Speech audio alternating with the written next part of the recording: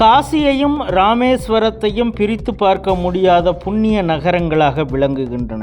இந்திய தேசியம் குறித்து மகாகவி பாரதியார் கண்ட கனவு பிரதமர் மோடியின் காசி தமிழ்ச் சங்கமம் மூலம் நிறைவேறியுள்ளது என ராமேஸ்வரத்தில் நடந்த காசி தமிழ் சங்கமம் 4.0 நிறைவு விழாவில் துணை ஜனாதிபதி CP ராதாகிருஷ்ணன் தெரிவித்தார். நம்முடைய தர்மத்திற்கு, நம்ம நாட்டினுடைய தன்மானத்திற்கு இழுக்கென்று வருகிற பொழுது நாம் அனைவரும் ஒருங்கிணைந்து போராட வேண்டும். அதனால்தான் மகாகவி பாரதி சொன்னான், செப்பு மொழி 18 உடையாள் எனினும் சிந்தனை ஒன்றுடையாள் என்று சொன்னான்.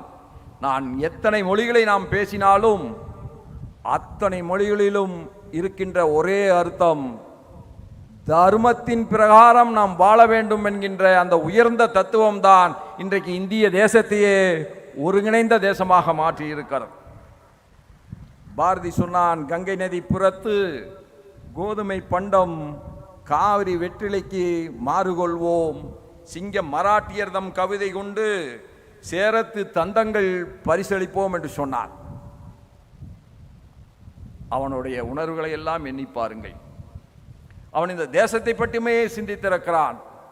இங்கே இருந்து எட்டயாபுரத்திலே இருந்து ஒரு கவி காசிக்கு சென்றதோடு மட்டுமில்லாமல் காசி அரசவையிலும் அலங்கரித்திருக்கிறான் என்று சொன்னால் எத்தகைய பெருமையை அவன் தமிழர்களுக்கு பெற்றுத்தந்திருக்கிறான் என்பதை நாம் நினைவு கூற வேண்டும்.